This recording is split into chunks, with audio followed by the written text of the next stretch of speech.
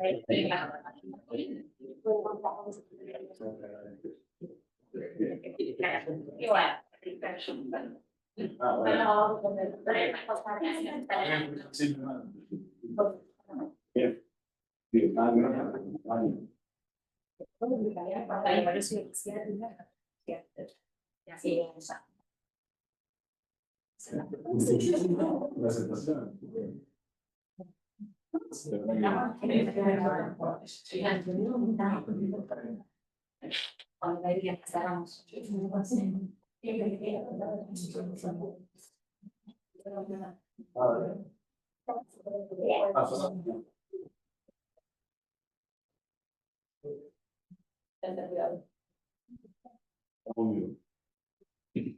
¿qué tal? Buenos días a todos. Qué lindo llegar a la quinta charla con esta alianza entre la Universidad Austral y el Gobierno de Buenos Aires. Muchas gracias por elegirnos como sede.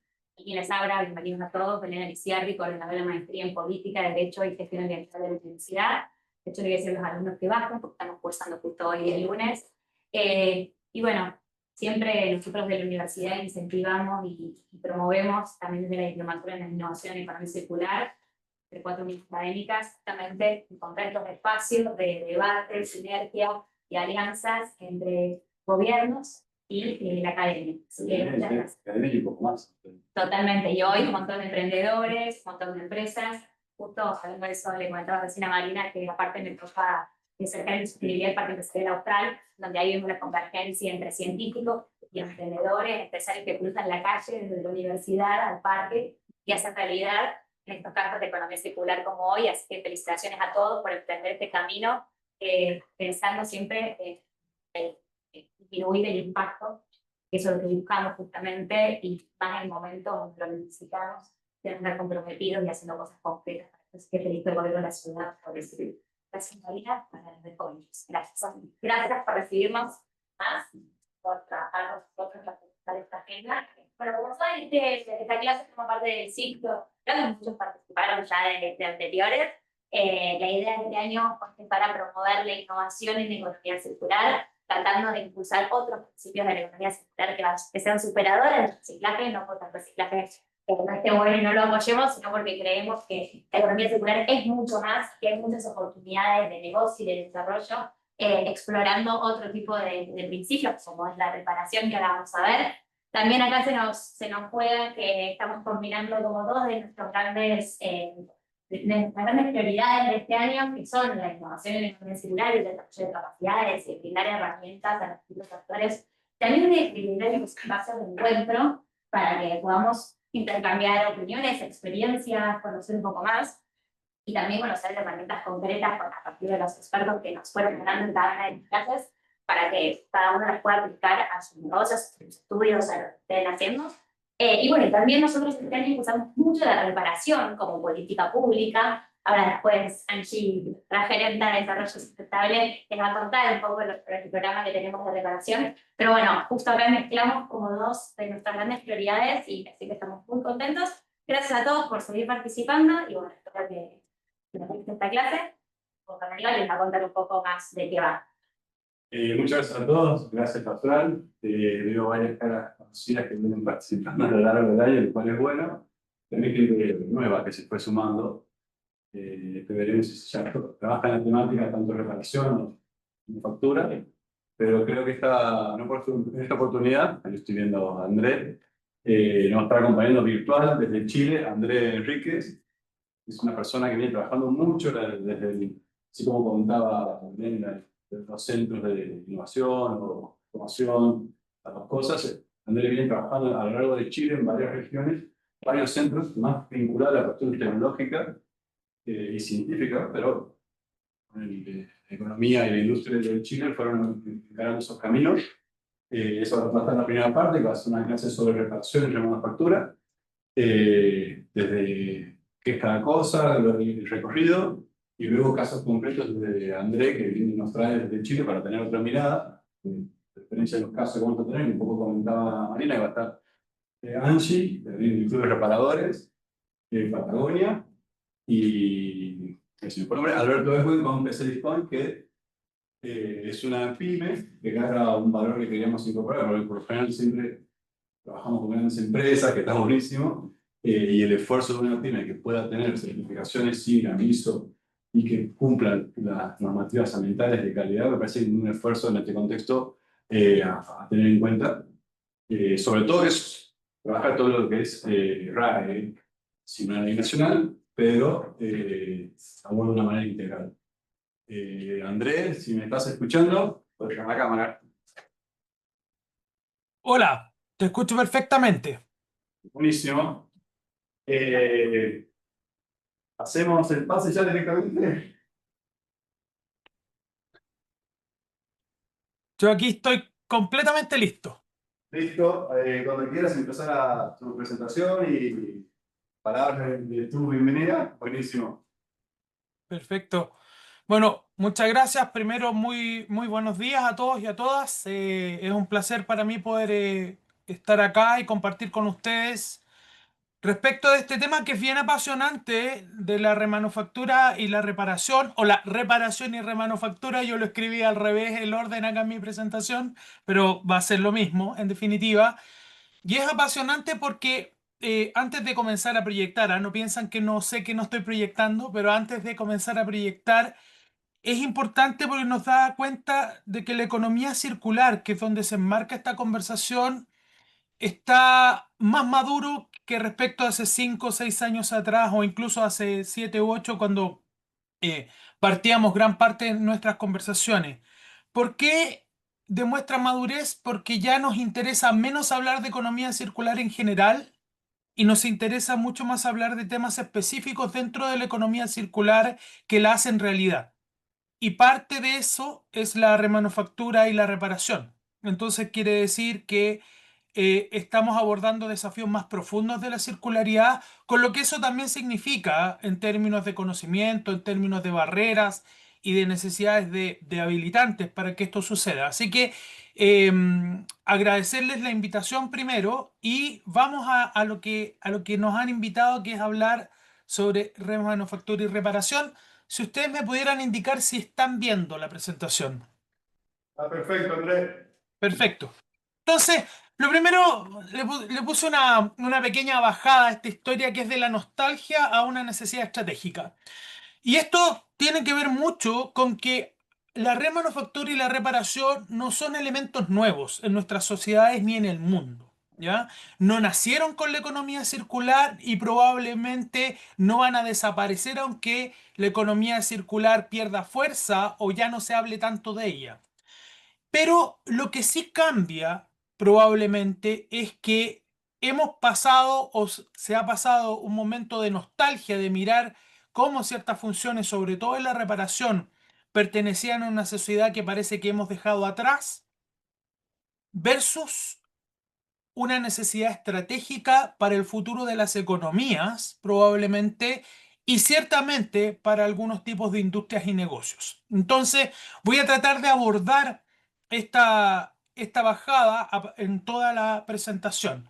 ¿Y quién soy yo? Muy rápidamente, yo no me gusta hablar mucho de mí, pero mi nombre es Andrés Enrique Saravena. Fui el director del Centro Tecnológico de Economía Circular en Chile, el primer centro que se creó en materia de economía circular con financiamiento gubernamental, con enfoque industrial. De ahí van a entender todos mis sesgos también para entender la economía circular. Fui por varios años parte de la Universidad de Chile como director de investigación. Y hoy día soy el director ejecutivo de Ambidextro Economía Circular, que es una consultora que se dedica a los temas de economía circular. Me independicé en ese sentido. Y mi vida gira en torno a este tema. Ahí les dejo algunas publicaciones que son de acceso gratuito, donde hemos abordado junto con diversos colegas qué pasa con la economía circular en América Latina, y en particular están los temas de remanufactura dentro de esos documentos. Entonces, primero, las ideas esenciales que seguramente las conocen. Yo tengo que suponer que muchos de ustedes esta parte la conocen muy bien, pero no por eso no las debemos abordar, aunque sea rápidamente, para entender el contexto sobre el cual vamos a enmarcar la discusión de la remanufactura, ¿cierto? Y la reparación. Lo primero Y fíjense que es relevante porque dijimos, mira, esto tenemos que pasar de la nostalgia a una necesidad estratégica. Es que lo que nosotros estamos viviendo a nivel de nuestras economías, a nivel de la política, ¿cierto? A nivel de la geopolítica y a nivel cultural, son cada vez mayores factores de riesgo que se mueven en estas zonas altas y críticas, donde tenemos que ocurren fenómenos que habitualmente habíamos dejado de ponderar como probables para pasar a ser medianamente probables o altamente probables, y que además estos fenómenos están teniendo alto impacto en nuestro funcionamiento político, económico, social, cultural incluso.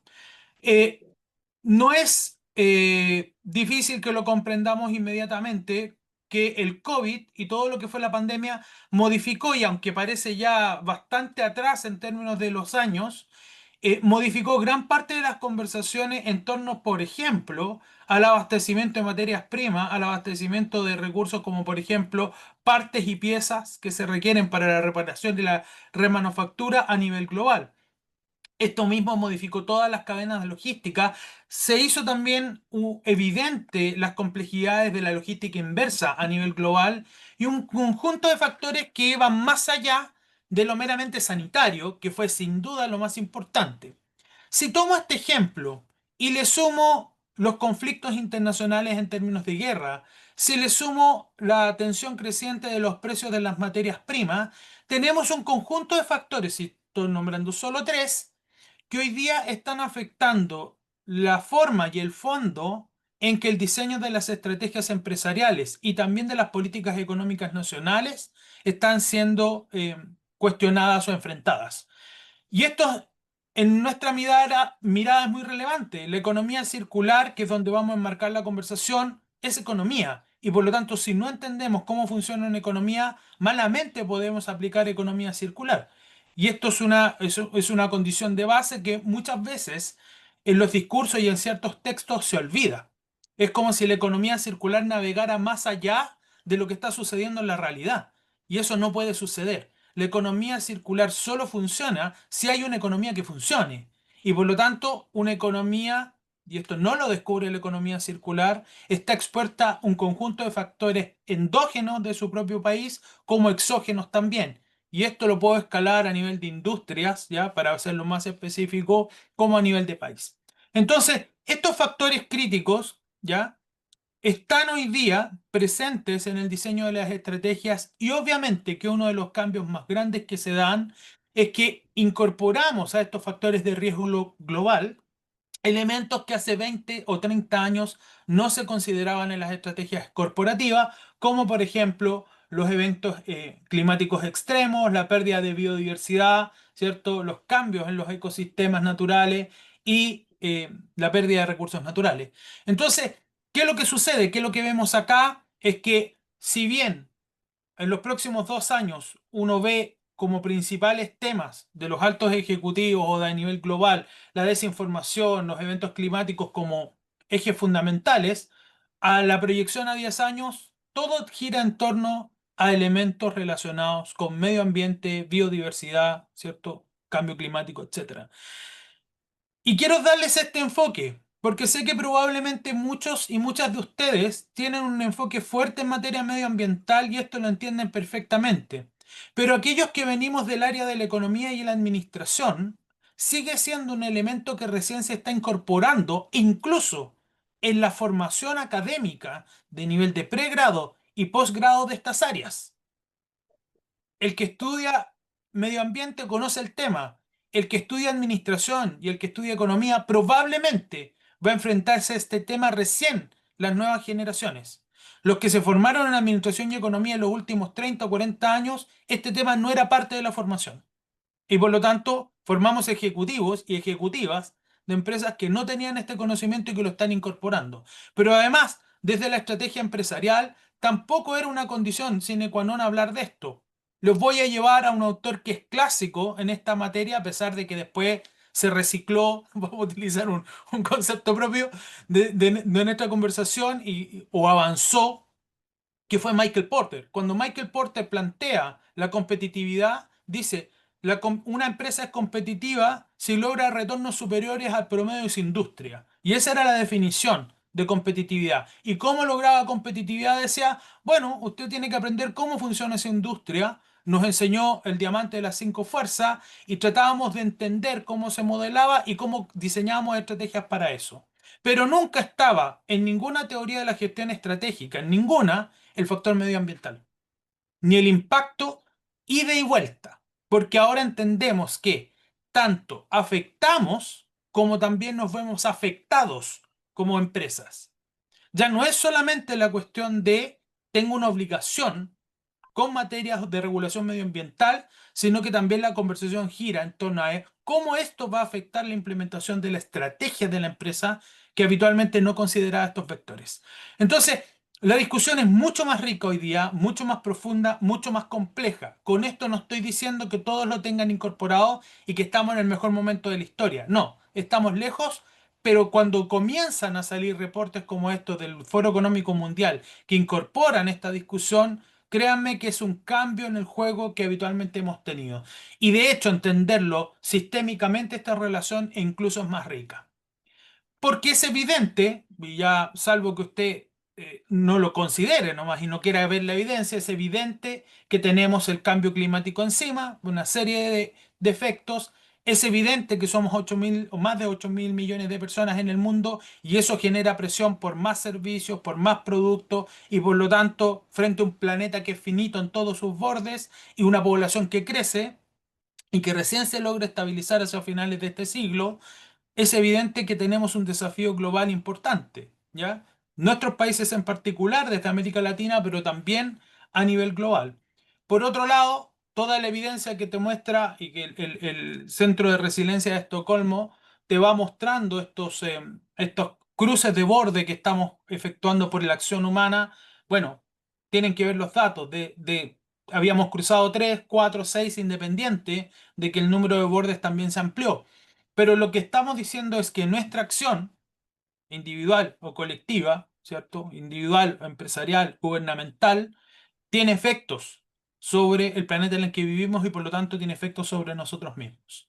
Y es evidente también que desde el punto de vista de la generación de residuos, que quizás es donde nos conecta mucho más directamente con la economía circular, hay una relación directa entre nuestro nivel de ingreso, que podría determinar como nuestro nivel de riqueza, y la generación de residuos. Solamente para el caso chileno, y está muy cercano también el caso trasandino, nosotros en Chile generamos media tonelada de residuos por persona al año. Entonces, solamente si consideramos personas. Si consideramos industria, llegamos a 1 tonelada de residuos al año, per cápita. Entonces, mientras más se desarrollan también nuestros países, más generan esa presión porque todavía no logran desacoplar ese crecimiento de la producción y ese crecimiento del consumo respecto del uso de recursos y por otro lado la generación de desechos. Y somos países que además estamos en busca del desarrollo. O sea, entendemos que no podemos frenarnos porque todavía tenemos 220 millones de pobres en América Latina. No podemos frenarnos y la pregunta es, ¿cómo crecer sin generar residuos y todo el impacto ambiental que ya conocemos? Entonces, el desafío es bien interesante para un país que no es desarrollado y vale esto para África, vale esto para Asia y para otros países. Por lo tanto, nosotros podemos ver esta relación y además si hablamos desde el punto de vista de nuestra complejidad económica, sabemos que somos importadores de gran parte de los bienes que consumimos y por lo tanto nos plantea desafíos mayores que vamos a ver en materia de reparación y remanufactura, porque es distinto cuando tú produces el bien que cuando tú eres un importador del bien y no tienes una industria nacional. ¿Ya? Y ahí uno va a poder ver estos casos. De hecho, fíjense ustedes en el caso del Observatorio Internacional sobre Residuos Electrónicos, para hablar de un solo tipo de residuo, tenemos 62 millones de kilogramos de residuos electrónicos al 2022 que es uno de los que más se ha conversado, que se suma a un portafolio de residuos globales y nacionales relevante, ¿ya? Incluso cuando tú tienes industrias muy importantes dentro de un país, como en el caso nacional la minería, hay una cantidad de residuos que provienen de una sola industria que además se suman a las del consumo masivo.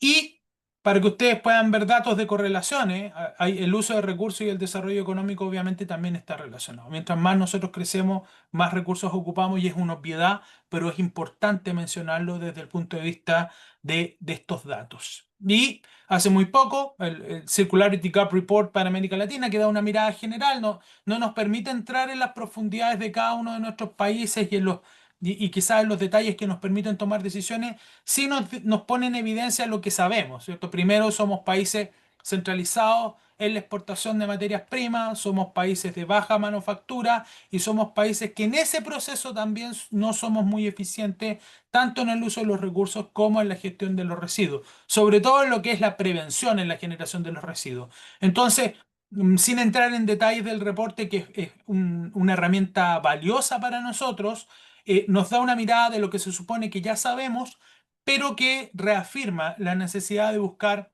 un modelo distinto, tal como plantea una de sus imágenes bien interesante, cómo nosotros dejamos una huella de carbono, tenemos emisiones territoriales y también, ¿cierto?, los desafíos que se nos generan en la región. Y es muy interesante porque uno mira América Latina y mira nuestros países, no son precisamente los responsables de la mayor generación de gases de efecto invernadero ni de residuos en el mundo, pero no por eso no tenemos responsabilidad con nuestros propios ciudadanos y ciudadanas, con nuestros propios territorios, sino también a nivel global, cómo sumamos fuerzas y eso es parte de una discusión que tenemos. Entonces, ¿cómo llegamos a esto? Ya vamos bajando para llegar a remanufactura y entenderlo más precisamente. Bueno, todos hemos llegado a una conclusión que hemos pasado de una cultura de la durabilidad hasta el advenimiento de la obsolescencia programada y la sociedad de lo desechable. Ese ha sido el camino que si uno tuviera que resumir en una sola lámina, que serían libros de reflexión, es que básicamente nosotros teníamos una sociedad en un momento histórico que privilegiaba la durabilidad y que pasó progresivamente hacia la obsolescencia programada y sobre todo culturalmente a una sociedad de lo desechable. Para mí, uno de los mejores ejemplos, tanto industrial como personal, pero quiero situarlo sobre todo a nivel personal, es que la basura siempre es un problema que resuelve otro. Y eso es muy interesante. O sea, si uno encuesta en las familias o en las casas, nadie quiere tener la bolsa de basura más del tiempo que está acostumbrado a que pase el camión que retira la basura. O sea, el sistema que esté en su país. Cualquier extra de tiempo es un problema para la familia o para la persona. Y por lo tanto dicen, bueno, alguien no está cumpliendo su función porque esa función está en un municipio o está en un gobierno, pero alguien tiene que tener la responsabilidad. Y mi problema es dársela en una bolsa y dejarla fuera. Ese es mi problema con la basura. Como sociedad lo hemos construido así y por lo tanto refleja esto de lo desechable no solo desde el consumo, sino también de cómo nos preocupábamos hacia la cadena que está después. Yo entrego mi bolsa, lo que pasa después no es mi problema. Puedo argumentar que pago mis impuestos o simplemente no me interesa porque tengo otros problemas que enfrentar en el día a día. Y esto es muy interesante porque nos explican los cambios culturales de nuestras sociedades, de sociedades en las cuales un bien tenía un valor enorme para una familia, sobre todo de ingresos medios bajos, a bienes que ya no son tan relevantes en el presupuesto de las familias. Y aquí es donde vamos a los factores económicos y los comportamientos.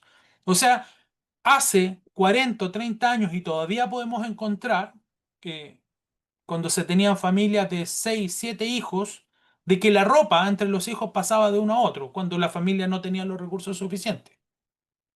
Uno le pregunta, a los menores, bueno, a él le tocaba la segunda o la tercera mano. Hoy día no es concebible en muchos espacios de que eso se dé porque también los costos de la ropa caen brutalmente en los últimos 20 o 30 años. Entonces, hay una concepción distinta, se empieza a construir esto. Y lamentablemente, esto no dialoga con ciertas condiciones de borde que muchas veces los modelos económicos no tuvieron en cuenta. Lo primero es que en ningún modelo económico ni econométrico uno mete en la ecuación que los recursos del planeta son infinitos o finitos en este caso. Al revés. Nos vivimos en un planeta finito, nos guste o no, Podemos soñar con viajar a Marte, ir a la Luna, pero en realidad es caro, es ineficiente y hoy día es poco probable que cualquiera de nosotros pueda ir porque no resistiríamos con nuestra condición física. O sea, es más fácil hoy día con la inteligencia artificial en un robot mandar algo que pensar en nosotros. Por lo tanto, en el corto, en el mediano, y como dicen algunos astrónomos, incluso en el largo plazo, la idea de que vamos a poblar otros planetas hay que descartarla y preocupémonos de cómo cuidamos lo que tenemos, ¿ya? Y es bastante sabia la decisión. Sé que probablemente Elon Musk no va a estar de acuerdo conmigo, pero la verdad es que en términos concretos y de la gente que entiende estos temas espaciales, no hay ninguna posibilidad en el corto plazo. Y tenemos un problema de corto plazo hoy día con nuestro planeta. Entonces, lo primero es que los recursos son finitos, queramos o no. Y lo segundo, que creo que ha emergido con fuerza, es que el planeta no tiene la capacidad de regenerar al nivel de carga de desecho que le entregamos. Y esto es importante porque el planeta sí se puede regenerar, tiene las condiciones. El problema es que se puede regenerar igual que su organismo o el mío. Si usted corre todo el día, 8 horas al día, va a romper su musculatura y sus fibras. Va a aguantar un tiempo, pero después va a descansar. Y si no descansa, no se regenera su musculatura. Si nosotros tomamos este ejemplo muy simple, a nivel físico, aplicado a la naturaleza, es lo mismo. Le estamos entregando una carga de residuos que no le permite regenerarse, pero además parte de esos componentes que le entregamos simplemente destruyen en vez de regenerar. Y estos dos elementos que están en la lámina, además, se vinculan con una forma de producción que le hemos denominado producción lineal, donde extraemos, producimos, usamos, descartamos y desechamos sin preocuparnos de lo que pasa. Y este modelo lineal es el que en definitiva la economía circular busca abordar. Y aquí una definición que nosotros construimos en Circular Tech cuando yo era director, muy simple, pueden usar la ley, la MacArthur Foundation, lo que ustedes quieran, hay 150 definiciones, no es un problema de definición, es un problema de entender la cuestión de fondo. Básicamente, lo que buscamos con la economía circular es desacoplar la tasa de nuestro crecimiento económico o de nuestro crecimiento de la producción del uso de las materias primas, del uso de la energía y eliminar la contaminación y generación de residuos usando herramientas que van desde el diseño hasta el reciclaje. Creo que aquí hay tres elementos que rescatar. Lo primero es que lo que buscamos, que es el desacople. Básicamente entendemos que hay que seguir creciendo, pero no se puede seguir creciendo con la misma tasa de uso de materiales, la misma tasa de uso de energía y finalmente contaminando, ¿ya? Una finalidad más profunda es que además ayudemos a la regeneración y restauración de nuestro planeta. Con una salvedad respecto a la definición original de Ellen MacArthur, creo que si bien la preocupación es y debe ser respecto a nuestro planeta, dentro de estos elementos muchas veces hay un sesgo de entender en nuestro planeta solo desde lo ambiental, pero también hay un elemento social relevante. Cuando uno está en un país en vías de desarrollo o un país pobre, lo social tiene una dimensión muy distinta que cuando viene uno de un país desarrollado, donde tu preocupación puede ser puramente ambiental. Nosotros tenemos que generar empleo, empleos de calidad, tenemos pobreza, pobreza extrema, y por lo tanto, también la economía circular tiene un aporte a esos elementos. No lo soluciona, pero puede aportar en esos elementos. Y utilizamos, y eso es el tercero y último, utilizamos herramientas que van desde el rediseño y hasta el reciclaje, y donde hay dos herramientas, también denominadas estrategias, según quien lo diga, y hay dos estrategias, una que se llama remanufactura y otra que se llama reparación. Entonces, en el portafolio de la economía circular está la remanufactura y la reparación. Ahora, existían antes de la economía circular, antes que se conceptualizara, por supuesto. Esto es un ordenamiento que uno le da para entender las distintas estrategias que tiene disponibles. Y si recurrimos a la típica mariposa de Ellen MacArthur, ustedes las pueden ver acá, donde yo las marqué con flechas rojas, y uno siempre dice, a uno le tienen que entregar el manual para entender la mariposa de Ellen MacArthur, pero es bastante simple si uno le pone atención. Básicamente, mientras los ciclos son más largos, es menos eficiente, ¿ya? Si uno en la utilización de los recursos y la energía. De hecho, por eso ustedes pueden ver que el reciclaje es la curva más larga, porque en realidad ni previene y se hace cargo al final. Yo siempre digo un ejemplo muy simple que tiene que ver con mi condición de salud histórica. Para mí el reciclaje es igual a tomar una pastilla, una metformina, cuando uno es diabético. ¿Por qué? Porque en definitiva la metformina no soluciona el problema. Uno se toma la pastilla para bajar los niveles de glucosa en sangre, pero eso no necesariamente implica que yo me dejo de comer los pasteles o tomar la bebida con azúcar o la gaseosa con azúcar, ni hacer deporte. Pero me tomo la pastilla y creo que estoy feliz en ese sentido, que todo anda bien. Y la verdad es que no anda nada bien, ¿ya? Me hago cargo, sí, de parte del problema, pero lo que buscamos es tener un cambio de hábito. Y fíjense que cuando yo digo un cambio de hábito, es que me voy moviendo hacia adentro, desde acá hasta acá, y empiezan a surgir flechas que tienen una distancia menor. Quiere decir que son más eficientes en el uso de los recursos y la energía. Y si nos damos cuenta, por ejemplo, la mantención o la prolongación tienen que ver con alargar el ciclo de vida del producto y por ende extraer menos recursos, utilizar menos energía para la producción, ¿cierto? Y es bastante lógico, no es muy difícil de entenderlo. Y va acrecentándose esa curva a medida que nos vamos alejando. La economía circular considera todo este pool de herramientas, no solo una. Tratamos de que ojalá podamos partir desde el rediseño de un producto, pensarlo desde cero de nuevo para incorporar todos esos elementos. Pero en la economía real, en la que usted vive, en la que yo vivo, hay productos que existen por décadas. Hay cosas que están ahí. Y por lo tanto, de ahí la importancia de elementos como el reciclaje.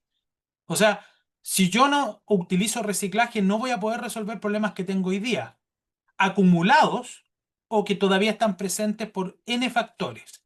Dentro de ellos es que hay patentes relacionadas, patentes, digamos, de invención, que no es fácil que una empresa abra el portafolio de sus patentes para decirnos cómo está fabricado un producto completo y sus materiales para que nosotros podamos mejorar la circularidad. Hay elementos como esos que habitualmente no conversamos, hasta elementos de maquinarias y equipos necesarios. Lo que me interesa que a usted le quede claro acá es que la remanufactura y la reparación son parte de esta idea de circularidad y nos aportan con mayor o menor eficiencia a menos recursos, menos uso de energía, menos generación de residuos o desechos. Esa es la idea que está detrás y obviamente si vemos acá que están separados es que tienen algunas distinciones. Y antes de entrar en estas distinciones tenemos que entender que cuando nosotros tenemos una economía lineal, nosotros efectivamente en el proceso de producción vamos agregando valor que llega a un usuario, pero ese usuario, sea un usuario intermedio o un usuario final, destruye valor cuando se deshace del bien, porque ese bien no cumple sus expectativas, porque ese bien cumplió su función como un neumático, ¿ya? Puede ser que sea expectativa como la ropa o función un neumático, pero destruye dos tipos de valor.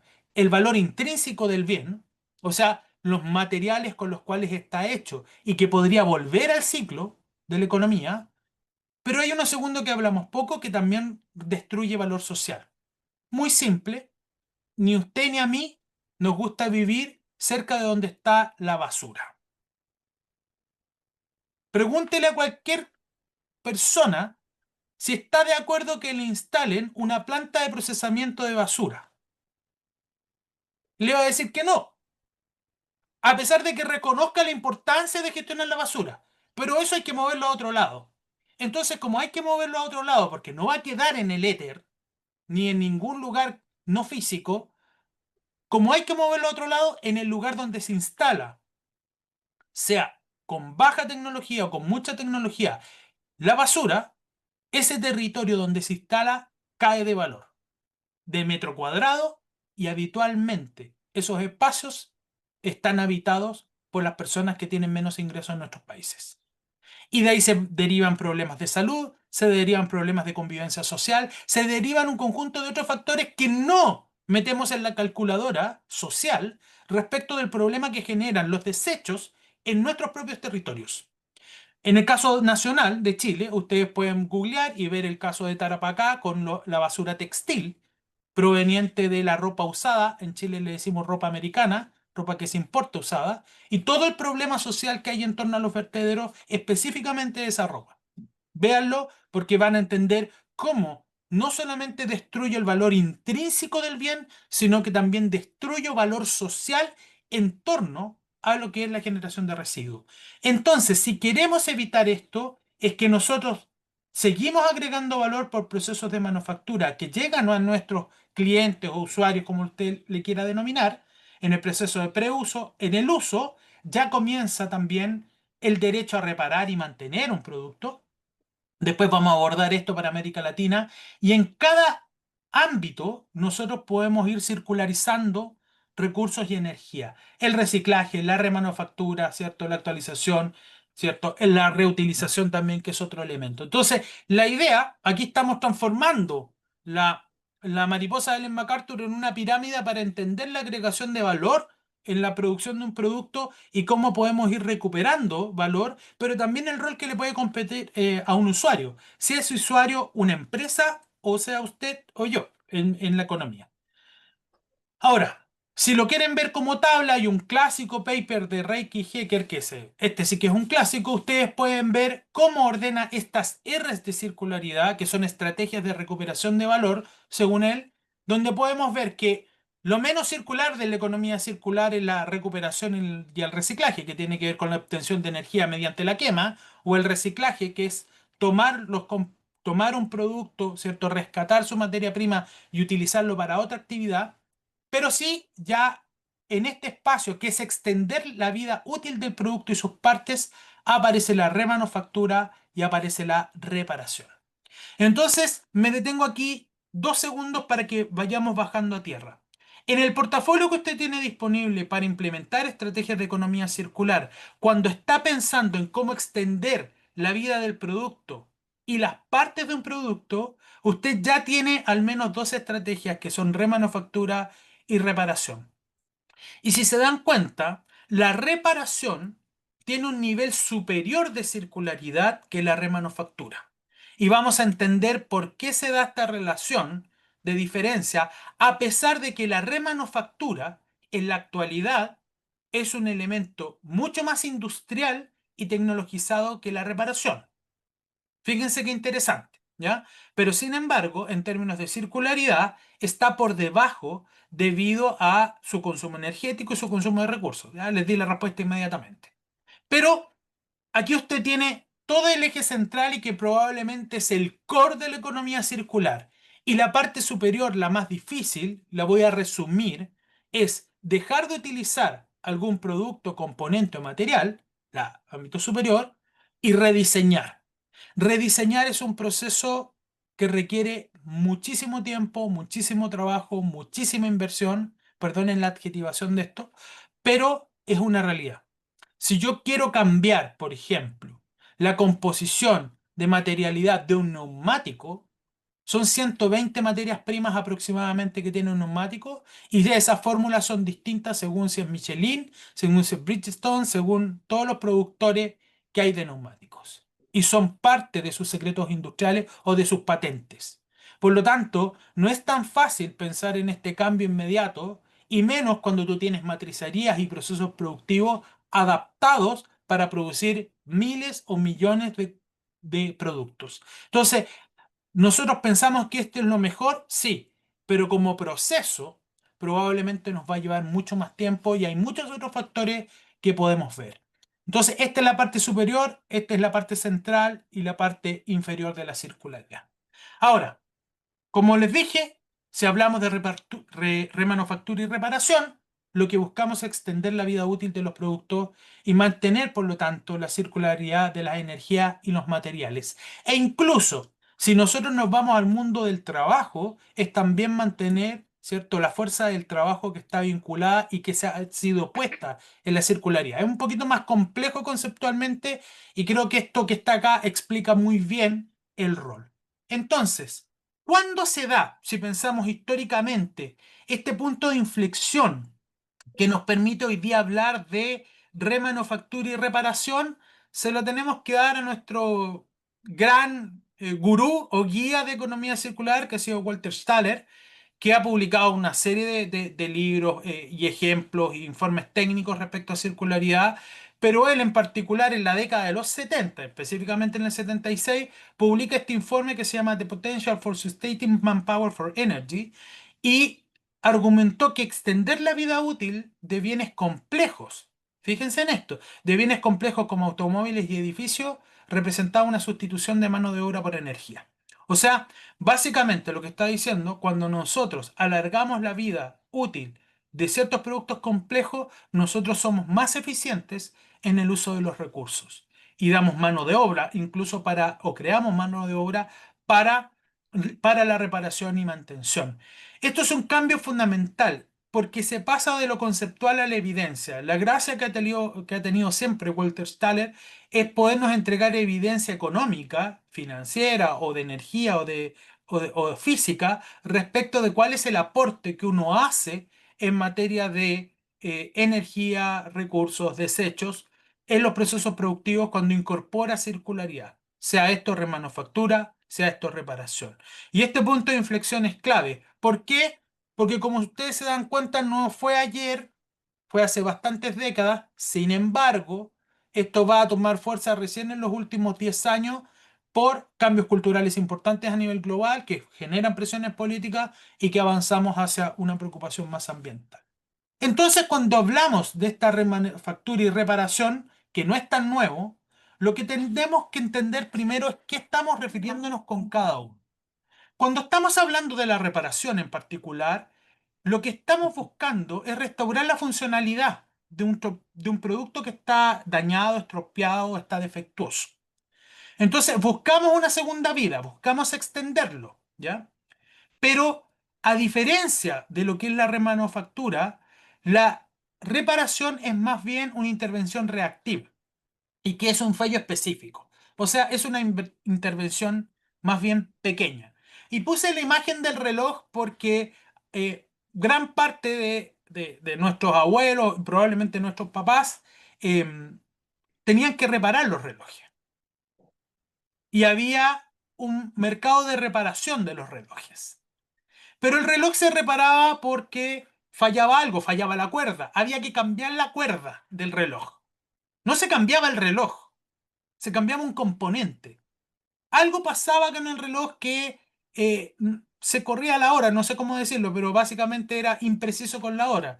Podía ser un engranaje, se cambiaba el engranaje. Y había personal que estaba especializado y en cada una de nuestras ciudades aún existen relojeros, cada día menos con lo digital, obviamente. Pero si ustedes se dan cuenta, la reparación en particular, como definición, apunta a algo específico que yo busco resolver dentro de un producto, ¿ya? Su componente, etcétera. Entonces, hay una reparación en torno a eso. La reparación, ahora, como ustedes saben, tiene una larga historia. De hecho, ni siquiera podemos trazar esa historia. No la podemos trazar, no podemos decir que la reparación surgió en un momento determinado en una ciudad y en una persona, porque sabemos que se repara. El ser humano reparaba las cosas. Y hasta el día de hoy algunas cosas las sigue reparando, a pesar de que no tengamos una economía de la reparación. Por lo tanto, es infructuoso e innecesario irnos hasta la historia pasada para entenderla. ¿Y por qué? Porque la reparación no era una elección, era una necesidad. Y en tanto necesidad, lo que hizo el ser humano fue resolver esa necesidad de alguna forma. Y eso le hemos llamado reparación. Es muy simple. Es muy simple. Piensen en nuestro pasado solamente prehispánico e incluso de los primeros años poshispánicos. No se tenían los bienes y servicios que nosotros tenemos y por supuesto los bienes que es lo que más nos interesa. Y por lo tanto, vestirse era un lujo, aunque hoy día no lo pensemos así. Y tener distintas camisas o distintas prendas para distintos días era impensado. Tener jabón, tener un conjunto de productos que hoy día nos parecen bastante cotidianos, no era tan simple. Entonces, aquellos productos que eran duraderos en su concepción se podían hacer durar más mediante la reparación. Y un ejemplo práctico ahí, el señor zapatero que hacía durar los zapatos eh, en la economía o en cada uno de nosotros. Por supuesto que esto cambió. En cada uno de nuestros países, voy a poner un ejemplo real, sobre todo para ustedes desde Argentina, la producción de cueros de alta calidad y el calzado es parte de su historia y de su economía. En Chile existía una industria del calzado que murió en la década de los 90. ¿Por qué murió? Por dos cosas, la importación primero de productos brasileros y después del producto chino. ¿Por qué muere? Porque básicamente la producción de calzado nacional, el precio de venta era muy por sobre el precio de venta que llegaba de un producto brasilero o un producto chino puesto en el mercado. O sea, si el productor nacional tenía que adecuarse a los costos chinos, no había ninguna posibilidad. Desapareció la industria. Pero al desaparecer la industria, también desapareció la reparación. ¿Por qué? Porque el producto que llegaba era desechable y sigue siendo desechable. Entonces, ¿pero qué es lo que permitía? Que familias con menos ingresos accedieran a productos que no iban a poder acceder y se entendía que era mejor, los cambios culturales, tener un producto que se veía nuevo a un producto que duraba más. Aquí nos metemos en la profundidad del comportamiento y cómo esto se va dando. Entonces, la reparación como fenómeno empieza a decaer en nuestras economías porque empezamos a tener acceso a productos de menor precio, lo cual está bien, lo que cada uno busca es acceder a productos de menor precio, pero sacrificamos ciertas cosas de manera consciente o inconsciente. Dentro de ellos, durabilidad. No se privilegia la durabilidad. Ese cambio no está. Lo que privilegiamos es algo que se vea nuevo, impecable, pulcro. Si dura menos, no importa, siempre y cuando pueda acceder. Puede acceder por factor crédito, puede acceder por factor de pago directo. La economía se mueve así. Y por lo tanto, esta reparación, que no fue una elección, sino una necesidad, comienza a dejar de ser una necesidad en nuestras últimas décadas. ¿Por qué? Porque podemos elegir algo distinto. Podemos elegir comprar un producto que se ve nuevo, aunque dure menos. Y entonces se comienza a erosionar este paradigma con la producción industrial a gran escala del siglo XIX y XX, que obviamente para nosotros su consolidación en nuestras economías es post-80. La década de los 80, la década pasada, para los más jóvenes les vamos a hablar del siglo pasado, los que nacimos en el siglo pasado, nos tocó vivir eso, esa transformación de nuestras economías donde tuvimos un abaratamiento de los procesos productivos, fabricación masiva, y ya no se trataba de hacer que los productos duraran, sino que fuesen rápidamente reemplazables, que se vieran bien. Incluso en esta imagen que yo les dejo acá es la transición. Fíjense, la búsqueda de la reparación de un zapato hoy día, cuando vemos que reemerge la reparación, es comenzar a pensar cosas que no estaban hace 30 o 40 años, todos los electrónicos y dentro de ellos nuestros equipos digitales, los que nos permiten, por ejemplo, ahora estar hablando. Y la reparación resurge en un contexto que ejemplifiqué al comienzo de esta charla, que es la preocupación por la crisis climática, la regeneración masiva de residuos.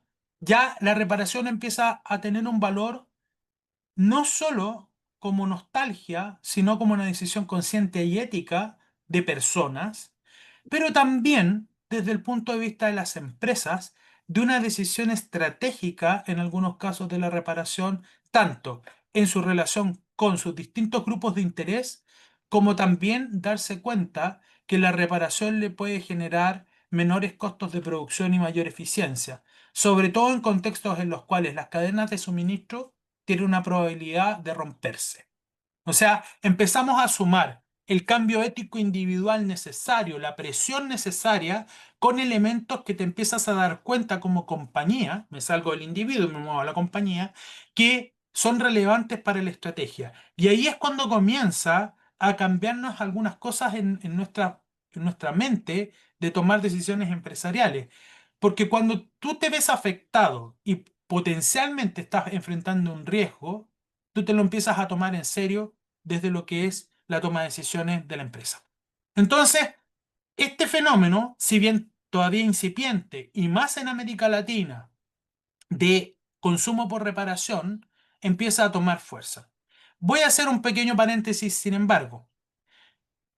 Mucha información, con mucha grandilocuencia, y lo digo con respeto por si acaso, nos llega respecto de lo que pasa en Europa y los derechos a reparación y todo. Permítanme decirle que en América Latina la gente repara sin ley, porque tiene que reparar nomás. Porque todavía para muchos grupos sociales de nuestros países la reparación sigue siendo lo que originalmente era, una necesidad. En otros grupos se instaló ¿ya? Niveles de ingreso que les permitían un consumo, pero ojo, nosotros tenemos mucha más reparación y lo voy a tomar de un ejemplo de un gran colega de Bolivia que dice, mira, nosotros además de reparar, voy a tomar el caso de los neumáticos, nosotros usamos los neumáticos hasta que se ve el aire, porque ahí los empezamos a cambiar y después los reparamos para que siga funcionando. Entonces también todavía hay una necesidad que podemos aprovecharla desde el punto de vista de nuestros ámbitos culturales, políticos y económicos para fortalecer la idea de el consumo por reparación. Entonces, para que también nos valoremos respecto de lo que tenemos y cómo podemos utilizarlo. El resurgimiento de la reparación como modelo de consumo responsable se basa en tres grandes pilares. Un consumo ético, obvio, porque lo que estamos haciendo como cambio no es que se dejen de producir productos masivos, no es que se deje de producir. Esto sigue funcionando. Pero lo que estamos diciendo es que un grupo de personas comienza a entender que tu rol como consumidor no es etéreo, o sea, y no es inocuo. Mira, la palabra era inocuo. No es inocuo, sino que tiene efectos. Y por lo tanto, tu consumo ético muchas veces tiene la criticidad de decir, esto que me están vendiendo, ¿qué impacto tiene para mí, para mi territorio, para mis ciudadanos, para mis colegas, para quien sea? ¿Cuál es el impacto? A lo cual se suma un consumo ecológico que prioriza la reducción. Si bien hasta la fecha, y no hay ningún artículo científico que haya encontrado algo distinto, hasta hoy el principal factor de decisión de cualquier individuo de compra sigue siendo el precio. ¿Ya? ¿Hay mayor conciencia? Sí. Pero la conciencia termina en lo que se llama la propensión marginal al consumo. O sea, que tu nivel de ingreso llega a un punto en que tú dices, mira, yo tengo consumo ético, yo quiero comprar producto ecológico, pero si mi sueldo no me da, no puedo. Y sigue siendo un determinante, a pesar de que nosotros veamos de que sigue creciendo un consumo responsable, un consumo ético, un consumo ecológico. Sin embargo, hasta la actualidad, el grueso de las personas siguen tomando decisiones por precio. Tratan de equilibrar, balancear, pero siguen tomando por precio. Y el tercero, un consumo social y solidario muy importante para América Latina, que valora las condiciones laborales y las relaciones sociales detrás de un producto. Y aquí hay elementos esenciales, porque en muchas partes, cuando estoy hablando de nivel microempresa a artesano, el factor de consumo social y solidario es clave en materias de reparación. O sea, estamos hablando de prácticamente el grueso de la reparación de América Latina y el Caribe, donde se conjugan, y voy a moverlos a un concepto, no me voy a adentrar en él, problemáticas que denominamos de innovación frugal. ¿Cómo nosotros hacemos innovación, ¿cierto? Que sea de bajo precio, pero que mantenga alta calidad. Y eso es un desafío em, mayor y que los invito a mirar de cómo se están dando en América Latina. Entonces, el resurgimiento de la reparación y que se vuelve a poner en el tapete y nosotros estamos aquí mismo conversando de esto, se debe a factores que no son solamente económicos, sino de cierta conciencia que se empieza a tomar respecto de este tema. De hecho, si ustedes quieren ir al principal ejemplo internacional que uno puede encontrar, como el Repair Café de Martín Postman, que la idea que tuvo ella, que está ahí, es entregar una solución práctica al problema en los residuos electrónicos y la obsolescencia programada, que es como uno de los grandes temas, como también un catalizador social de tejido comunitario. Entonces, estos cafés de reparación no solamente funcionan para su objeto principal, que es reparar, sino también recomponer tejido social en torno a personas. Son un ejemplo interesante, ustedes van a tener otros allá. Hoy día vamos a poder ver tres casos además concretos que van a presentar, pero que la base, si ustedes se dan cuenta, es la misma. Es la opción que tienen las personas de poder reparar, lo transformo en el derecho, es el derecho a poder reparar algo que yo tengo, que eso también es extensible a una empresa el derecho a poder reparar mis productos y también generar o fortalecer los tejidos sociales, que es un elemento que creo que para nosotros debe ser siempre relevante. Así como buscamos regenerar los sistemas medioambientales o los ecosistemas, también debemos regenerar los sistemas sociales que se han ido fracturando a partir de una forma de consumo. El modelo económico no es independiente del modelo societal que tenemos, están imbricados. Y por lo tanto, las reparaciones no son, o sea, perdón, la regeneración no es solo ambiental, sino también social. Y creo que eso es un desafío mayor y que nuestros países deben enfrentar. En la jerga de la economía circular, la reparación es la principal estrategia para lo que llamamos ralentizar el bucle, o sea, hacerlo más cortito y que se ralentice. ¿Por qué? Porque a medida que reparamos, extendemos la vida del producto y eso va implicando, ¿cierto?, desacoplarte del crecimiento de la producción. Pero una cosa distinta es la remanufactura. Ya cuando hablamos de remanufactura es un proceso industrial. ¿Ya? Y quiero hacer esta distinción porque muchas veces se confunde reparación con remanufactura. Es un proceso industrial donde el producto debe quedar como nuevo o incluso superior. Pero esto implica la intervención del core del producto. Uno lo remanufactura. Y por eso, quizás los mejores ejemplos de remanufactura están en el área metalmecánica. Porque en definitiva, nosotros intervenimos el producto para dejarlo como nuevo y ofrecemos garantías equivalentes a un producto original. Y estas remanufacturas siguen un patrón, que es desde el desmontaje completo del núcleo, la limpieza, la inspección y clasificación, el reprocesamiento, donde está el core del proceso de remanufactura, reemplazo de parte, reensamblaje y pruebas finales. Este proceso, si ustedes se dan cuenta, es altamente complejo e incluso requiere mucho conocimiento experto y de varias personas en equipos. Tradicionalmente, a mí me encanta un ejemplo histórico de remanufactura y que era una profesión, que básicamente está reflejada en la foto, que eran los torneros. En Chile se llaman torneros, no sé si en Argentina se denominarán igual, pero todo lo que era tornería y metalmecánica para reparación, tanto de un componente de un auto como del motor completo, han sido históricamente utilizados. Y de hecho, eran procesos flexibles, más pequeños, pero hoy día ha llegado a un nivel superior porque hay industrias en donde la remanufactura es esencial para el funcionamiento y para que los costos se mantengan contenidos. Y además, con las nuevas tecnologías y nuevos materiales, esto se acrecienta más en esta posibilidad. De hecho, aquí ustedes pueden ver una tabla que no voy a leer, se las voy a dejar en la presentación que va a estar disponible para ustedes. Solamente por sectores, fíjense, la remanufactura donde tenemos datos de proyección, nosotros estamos hablando de un tamaño de mercado de 60,78 mil millones de dólares en el 2022 y la proyección al 2035 es que escala a 126,42 mil millones de dólares. O sea, hay un mercado de remanufactura proyectado creciente en distintas áreas, en este caso la automotriz. Y pueden verlo para cualquier tipo de industria de maquinaria electrónica, aeroespacial. Me quedo en maquinaria industrial porque sin duda refleja mucho lo que tenemos en nuestros países en ciertas industrias, por ejemplo en la minería en Chile o en el caso argentino también en minería y en otras, donde tenemos una tasa de crecimiento compuesta de 255% a nivel global. O sea, la remanufactura no es solamente una cuestión de buena voluntad, es una cuestión estratégica desde el punto de vista de un negocio. Y eso es lo que estamos visualizando en los datos a nivel global, pero también porque genera beneficios, que es lo que estamos tratando de discutir acá. Fíjense lo que produce en términos de emisiones, ahorro de energía y ahorro de materiales.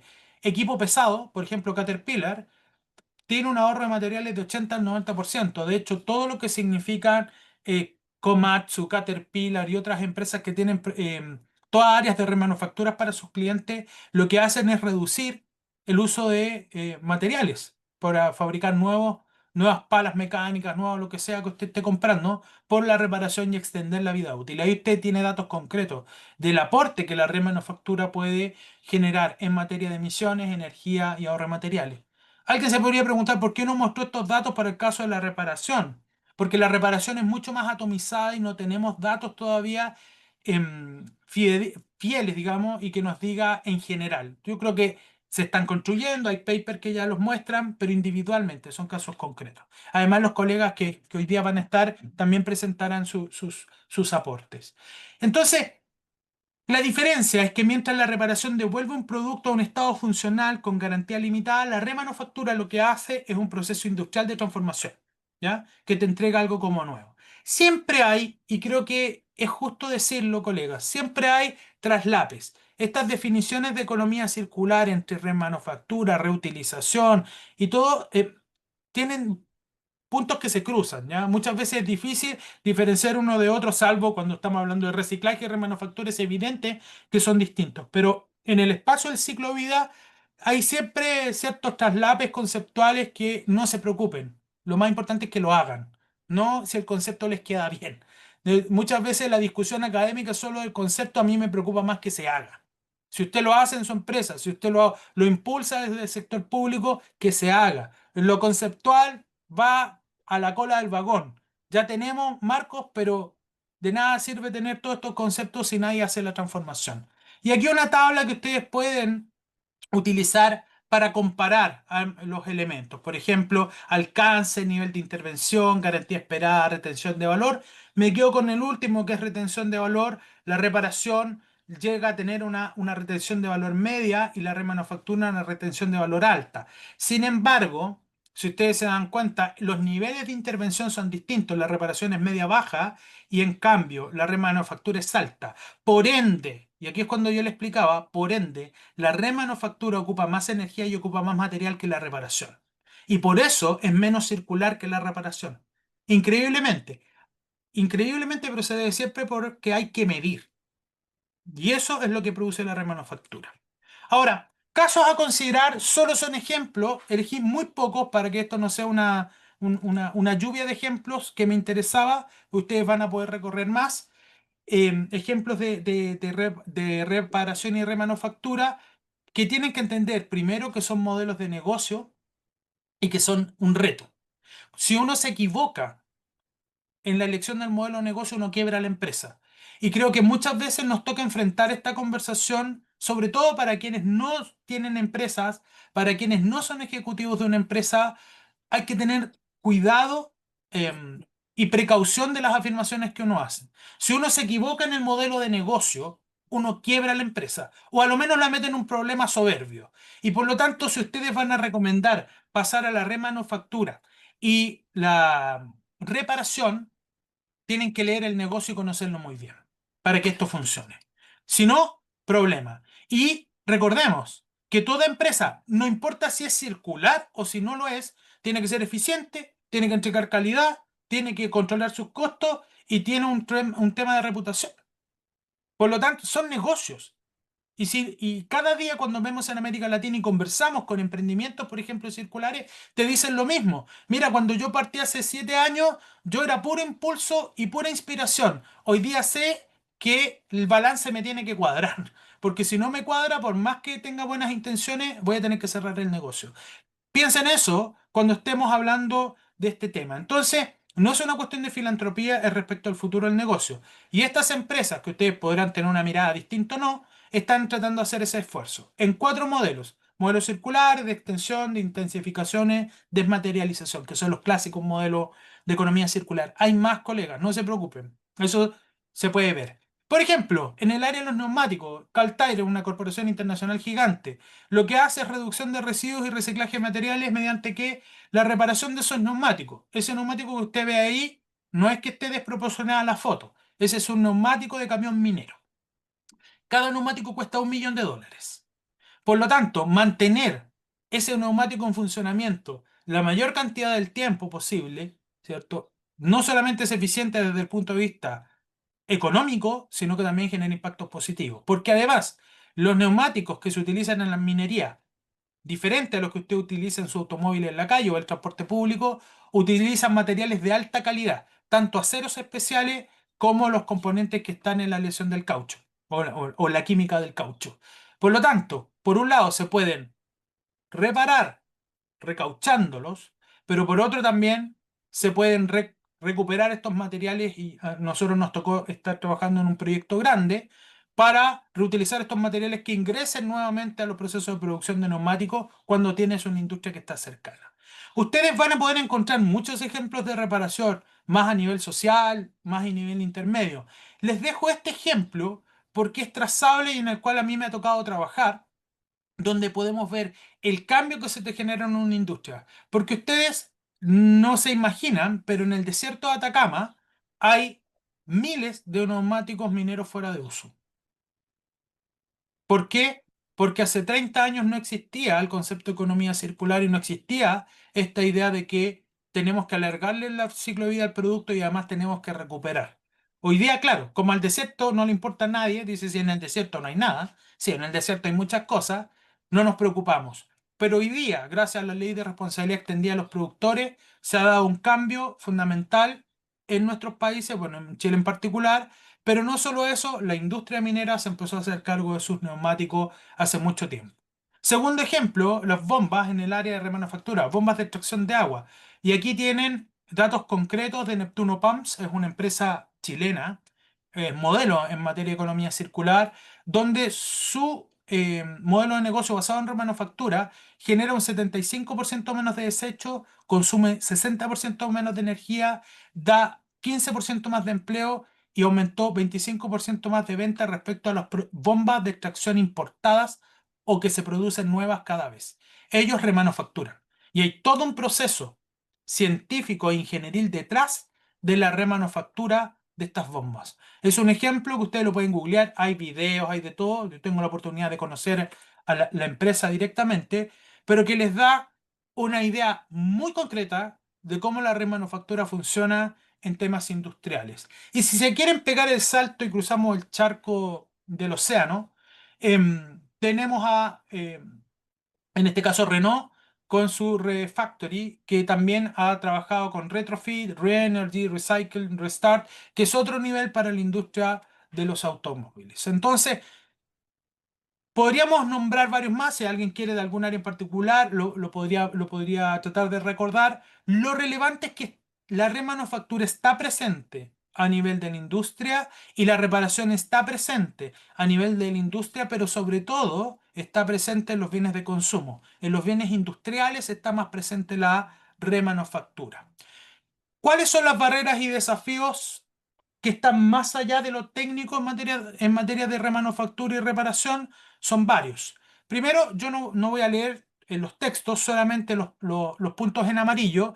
Las barreras técnicas que tenemos en la obsolescencia programada sigue existiendo y la obsolescencia programada es más que un concepto. Es en definitiva que un producto está diseñado para que dure un tiempo limitado. Y eso es un problema.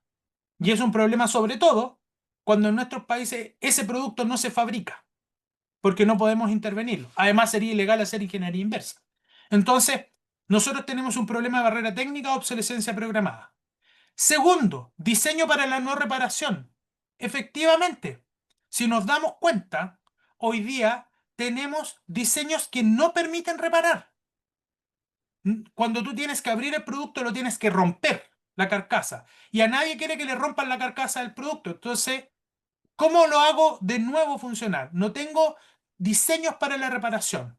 Y también lo que se llama el bloqueo del software y el emparejamiento de piezas, que es una barrera bastante común en electrónica avanzada. Si ustedes se dan cuenta, cada día son cajas negras que nosotros tenemos menos idea de lo que pasa adentro. O sea, es más fácil saber lo que pasa con ChatGPT que entender lo que pasa con los componentes de tu teléfono. Entonces, si nos damos cuenta, estas tres barreras técnicas que ustedes les pueden sumar otras, dificultan nuestra posibilidad de reparar y remanufacturar, ¿ya? El último en particular es una cuestión que actualmente incluso la Unión Europea, lo voy a mencionar solamente, ha tratado en las nuevas legislaciones. Pero también hay barreras económicas, y creo que esto es bien relevante porque uno tiende a centrarse en la barrera técnica. Pero también hay barreras económicas en términos de disparidad de costes. Voy a subir un nivel. La economía circular tiene que demostrar que es igualmente deficiente económicamente que la economía lineal. Porque por más que usted quiera vender un producto circular en el mercado basado en reparación, en remanufactura, si usted tiene un costo 30% mayor que el resto, va a ser muy difícil que penetre el mercado y crezca en el mercado. Y eso es lo que te muestra la evidencia real de funcionamiento de la economía circular. Entonces tenemos un lindo desafío, lo voy a plantear así, de cómo logramos equilibrar nuestros costos como empresa. Falta de capital de inversión, por supuesto, datos en América Latina en particular nos faltan para darnos cuenta que para avanzar en estas áreas requerimos más capital de inversión que no están dedicados a estas áreas, áreas emergentes, áreas extrañas todavía de comprender. Les pongo un ejemplo bien práctico, áreas que las aseguradoras no saben cuál es el factor de riesgo que tienen. Por lo tanto, ¿cómo te doy el factor de riesgo crediticio si no sé cuán riesgoso es tu negocio? En cambio, yo sé cuán riesgoso es el modelo lineal, porque todos los días evalúo empresas que están en ese sistema económico, sin saber que son lineales. Claro, el Dow Jones Sustainability Index nos dio una idea y hay una serie de instrumentos, pero todavía en materia de aseguración de aseguradoras para créditos no es tan claro. Y obviamente también la competencia desleal de los productos nuevos, sobre todo cuando no tenemos trazabilidad y no sabemos, llegan a costos muy bajos, el dumping social, dumping ambiental, etcétera, que nosotros tratamos de avanzar en reparación y remanufactura, pero resulta que, y esto lo deben conocer, reparar o remanufacturar es más caro que comprar lo nuevo. Y uno dice, pero ¿cómo va a ser más caro que comprar lo nuevo? Efectivamente, porque hay barreras, por ejemplo, que se enfrentan a la remanufactura y reparación, donde el componente que tienes que comprar para reparar es tan caro que te vuelve inviable. Eso, más tu ganancia, más tu mano de obra y todo lo que tienes que pagar, versus que el cliente se compre un producto nuevo. Y eso tiene que ver con un tema también de regulación, que son los precios de los componentes y los materiales que te venden las empresas que fabrican eso para que tú lo puedas reparar. O sea, hay incentivos también perversos en la economía. Y barreras culturales también hay. La preferencia de lo nuevo. Como hablábamos, desde la década de los 80 en adelante, la preeminencia de lo nuevo por sobre lo usado. Lo nuevo es de mejor calidad. Eso es parte de las concepciones culturales que no necesariamente se basan en la evidencia. La simetría de la información. Por supuesto, el cliente siempre tiene menor información del producto que quien lo diseñó y lo produce. Y incluso si yo meto en la ecuación al que repara y remanufactura, también tiene menos información. No tiene las patentes disponibles, el secreto industrial, los diseños gráficos, no tiene nada. Y por lo tanto, o tiene un acuerdo con la empresa que lo produce, o tiene que ver cómo los entiende para repararlo. Sin duda, si ustedes se meten a YouTube hoy día, hay miles o cientos de personas que te dicen cómo reparar tu teléfono. Me importa bien poco si la legislación los afecta o no, porque habría que ir a buscar al individuo en particular y eso no va a pasar. Pero si ustedes se dan cuenta, hay varios elementos que van cortando las posibilidades. Y la falta de confianza y conveniencia de que se desconfía de un producto que está reparado. ¿Mira fallar? Les voy a poner un ejemplo práctico. En la mayor parte de las faenas industriales, los neumáticos recauchados no se permiten usar en el tren delantero, solamente en el tren trasero, por seguridad. Por hoy no hay mucha evidencia científica que diga que los neumáticos recauchados delanteros son más riesgosos que los traseros. Es más bien decisiones que se toman por un accidente que ha ocurrido, por un caso, dos casos, pero no por una evidencia sostenible, porque tampoco nadie cree que haya 100 accidentes para comprobar o que no haya ni uno para comprobar que el tema es un riesgo. Entonces, falta de confianza y conveniencia son barreras culturales y barreras legislativas, leyes de propiedad intelectual que protegen los productos, falta de estandarización de estos productos también y desafíos de la logística inversa, porque todos estos componentes que uno los ve muy bien en la teoría, permítame un poquito, que uno los ve muy fáciles en la teoría, son bastante difíciles en la aplicación práctica. La logística inversa requiere muchos cambios legislativos que permitan reingresar productos que pueden tener la categoría de residuo a la economía. Y hay economías que no permiten reingresar residuos. Y tienes que pagar impuestos adicionales y eso hace inviable el negocio. O la falta de estandarización también de componentes, conectores, porque no hay legislación. Legislación tan básica como decir, ¿saben que desde ahora en adelante el único cable que se va a aceptar en el país USB-C? Y no vamos a tener 50 cables distintos dando vueltas para una misma función. Como esas cosas que son tan simples, muchas veces entorpece la posibilidad. Entonces, ¿cómo tenemos que avanzar? Si alguien me indica, porque yo me paso del tiempo con generosidad, el problema que tengo cuando me invitan a hablar es que hablo mucho. Me avisa. Ujú. Estamos, sí, un poco excedidos. Para poder dejar un par de minutos para las preguntas. Ya, perfecto. Voy a terminar con esto que tengo acá. Entonces, si queremos avanzar desde lo más conceptual, diseño para la durabilidad, algo que ustedes conocen, el papel crítico del ecodiseño.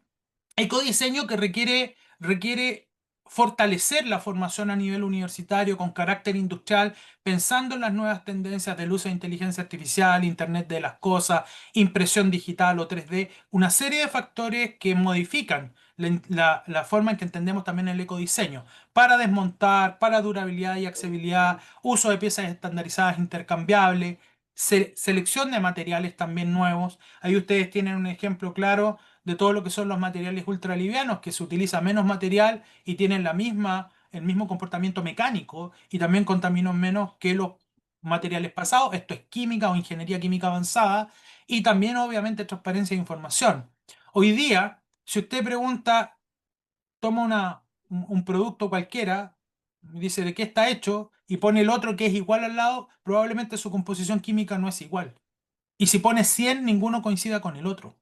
¿Por qué? Porque cada empresa hace su fórmula para sus productos y no está en la obligación de transparentar esa fórmula, salvo que tenga una normativa del Instituto de Salud Pública de cada país que tiene que abrir esa cartera. Si no, no.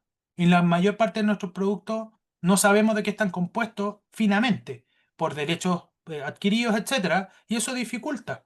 ¿Ya? La gente que trabaja en el área de los polímeros, el reciclaje de las botellas PET, lo sabe perfectamente. Y el panorama legislativo global, y con esto termino, eh, en materia europea, sin duda son los que están teniendo una visión más sistémica, no por ello perfecta, más sistémica respecto a obligaciones que tiene el fabricante de ofrecer reparación y servicios oportunos rentables, proporcionar piezas y acceso a repuestos a precio razonable. También hay derechos e incentivos para el consumidor para hacer reparación, garantías, etcétera. Transparencia y acceso al mercado, también se crea el formulario europeo y se va a crear una plataforma europea. Como les digo, no soy de los que mire a Europa o a cualquier país diciendo aquí está la solución. Creo que América Latina tiene los cerebros suficientes y no hemos mandado los errores suficientes como para poder hacerlo bien, si queremos hacerlo bien. Nuestro problema yo creo que parte de querer hacerlo, ¿ah? Y de querer hacerlo bien, y por lo tanto podemos tener como referencia el marco integral europeo, pero siempre considerando que no somos Europa, somos América Latina y tenemos realidades económicas, políticas, culturales distintas y por lo tanto hacer nuestra legislación. Y en Estados Unidos, como todo en Estados Unidos, cada estado hace lo que se le da la gana, porque funciona así, Estados Unidos. Y por lo tanto, ellos han tenido un desarrollo de la ley de derechos en California o en Nueva York para ciertos temas de reparación. La remanufactura en general no está tan tratada en lo legislativo porque se hace, es de carácter industrial y salvo las legislaciones que regulan temas ambientales y temas de seguridad del trabajo, en general no tiene mucho problema. Es más bien la intención que tengan las empresas de poderlo hacer. La reparación es distinto, sobre todo cuando se vincula directamente al consumidor. Y ahí les dejo una lámina para que puedan comparar los distintos elementos jurídicos que están detrás hoy día discutiéndose en materia de remanufactura y reparación, sobre todo en materia de reparación. Y termino, colegas, para dejar el tiempo de las preguntas, que la remanufactura y reparación, si bien tiene un conjunto de factores que mencioné, hay que entenderlo desde el nivel nano hasta el nivel macro. El nivel nano es el más fácil de entender porque es en torno al producto y aquí es cuando tenemos maquinarias, equipo y capacidades, conocimientos, competencias que nos permiten reparar y remanufacturar. Son propias de la organización, son propias de los individuos. Si no hay eso, no hay nada. Por más que queramos reparar algo, si no tengo los conocimientos, no puedo. Sin embargo, para que eso se dé, igual convive en un espacio micro que es una organización. Una organización que decide tener un modelo de negocio donde la reparación y la remanufactura son parte, puede ser una de las dos, puede ser que lo incorpore, puede ser que preste servicio en esas áreas. Lo relevante es que el nivel inferior está adosado al producto, el nivel superior es la organización. Pero esa organización no está en el vacío, está en una industria y en un territorio. Y por lo tanto, si no están las condiciones dentro de esa industria, la industria no valora la reparación y la remanufactura, tiene un camino largo que recorrer de evangelización respecto a la importancia de esto, y ahí hay múltiples actores que tienen que funcionar. Es más bien ecosistémico desde el punto de vista de la industria. Pero todos estos conviven en un espacio mayor que es un país. Y también puede ser un continente como en el caso europeo. Las políticas públicas, y aquí es cuando entra fuertemente el Estado, las políticas públicas son esenciales, las regulatorias y las de fomento, para poder lograr los incentivos, diseñar los incentivos para que todos estos actores, finalmente, para que este nivel micro funcione. Si no articulamos los distintos niveles, por más que tengamos conceptos bonitos, esto no va a funcionar. Y muchas veces la pelea solo individual de una empresa fracasa porque el contexto en el cual se desarrolla no está preparado ni se le impulsa para la economía circular, donde la remanufactura y la reparación son una de las estrategias que tenemos disponibles. Eso es, disculpen por pasarme, tenía mucho más que compartir, pero habrá otra oportunidad. Muchas gracias, Andrés. Creo que escuchando aplausos, a veces no suele pasar el sonido, pero creo que, opinión personal, el uso correcto de las palabras, Andrés, me parece muy clave. Para cada tema que fuiste abordando, la elección de las mismas pues fue muy interesante. Y no sé si Anita hay preguntas a nivel de la nube, pero acá me habían levantado la mano. A capela. Hola, ¿qué tal? Juan Bautista Fernández, un gusto, Andrés, escucharte. La pregunta concreta es, en la remanufactura y la industria automotriz, yo voy a decir, vengo siguiendo lo que es convencional, máquinas agrícolas e híbridos. En eléctricos, que ustedes en Chile están recibiendo muchísima cantidad, ¿qué porcentaje en esos autos ves de posibilidad de remanufactura a nivel local? Mm. Excelente pregunta, colega. Justamente me tocó liderar el diseño de un proyecto que hoy día está en funcionamiento em, respecto de la reutilización. Voy a partir por ahí primero. La reutilización de las baterías de litio de los autos eléctricos y buses eléctricos de nuestro país. Cuando digo nuestro país es de una indolencia enorme, porque en realidad es Santiago, ¿ya? Tengo que decirlo. El grueso de ese parque es Santiago. Entonces, em, primero la discusión ha partido de cómo hacernos cargo de la obsolescencia que vamos a tener con las baterías de litio. ¿Por qué? Porque tenemos que retirar las baterías cuando todavía tienen un 80% de capacidad. La batería ya no sirve para el auto, pero sirve para otras funciones. Y por lo tanto, más que reparación de la batería, lo que nosotros vamos a tener es una reutilización. Aquí es cuando entran los conceptos más precisos de economía circular y hacer los famosos BEST, que son estos storage para energía que cumplen otra función, pues, industrial, etcétera, etcétera. Ok, como todavía no tenemos fuera de uso autos eléctricos, ¿ya? Nadie se ha tomado muy en serio la discusión de qué vamos a hacer con la reparación.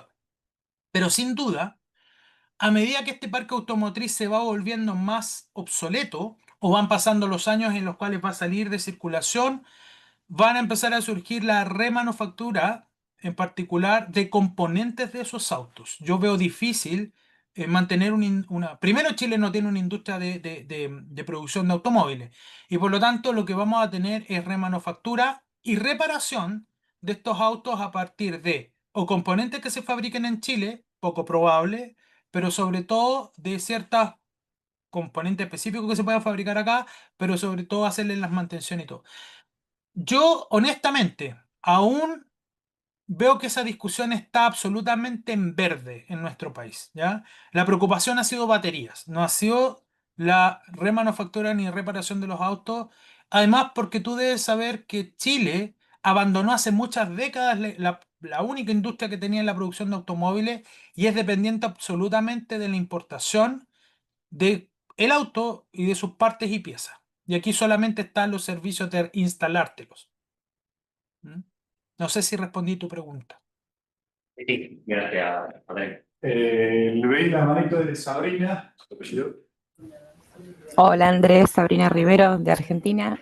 Bueno, primero, fascinante tu presentación.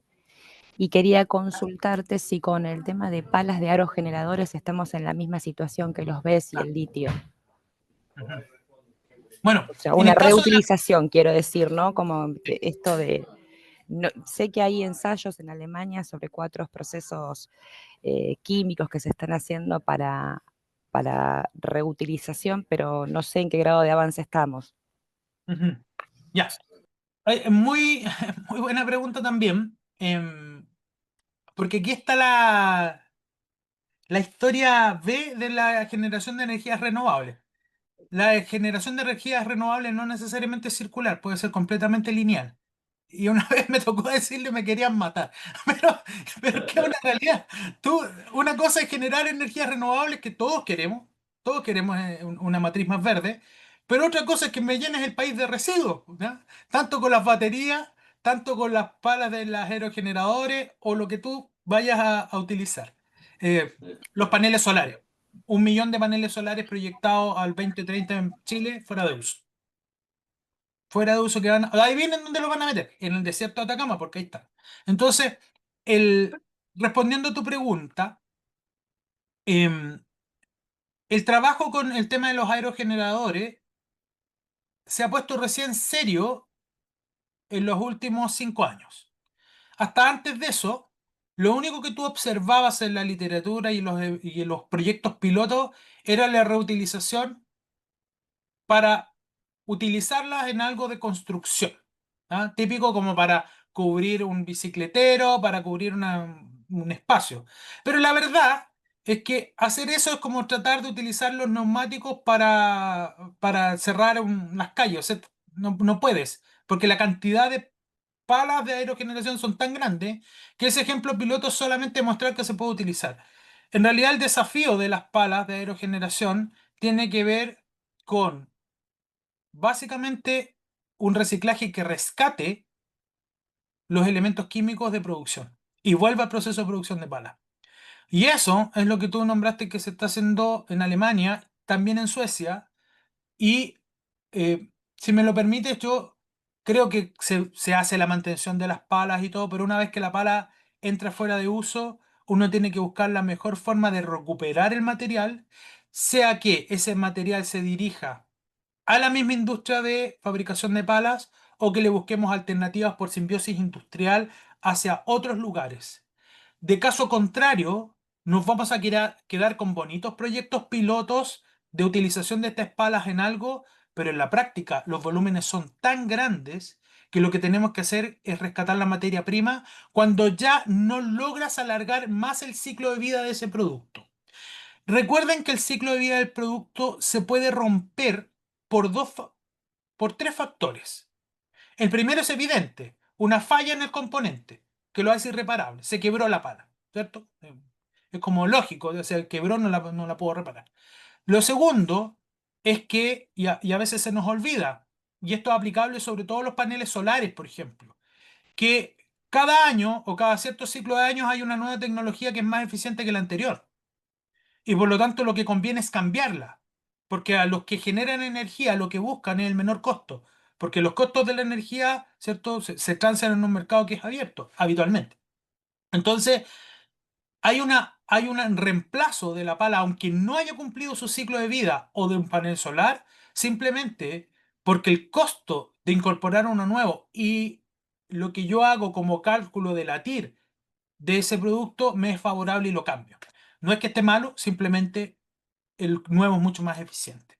Entonces tengo por problema de accidentabilidad, por tema de económico o porque cumplió sus horas máximas por factores técnicos, que tengo que reemplazarla para no arriesgar un accidente.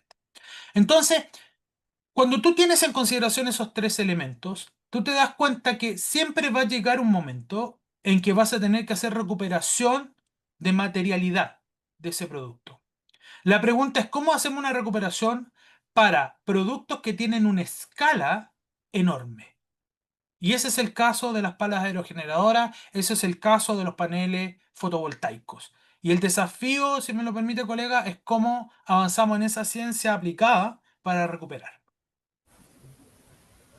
Perfecto, muchas gracias, André, y fascinante escucharte. Gracias. Creo que estamos. Muchas gracias. Sí, no. Leí, no. Muchas gracias, Andrés. Gracias por tu Muchas gracias tiempo a y ustedes. tu claridad. La verdad que fue fascinante. Muchas gracias a ustedes, que estén muy bien. Cuídense.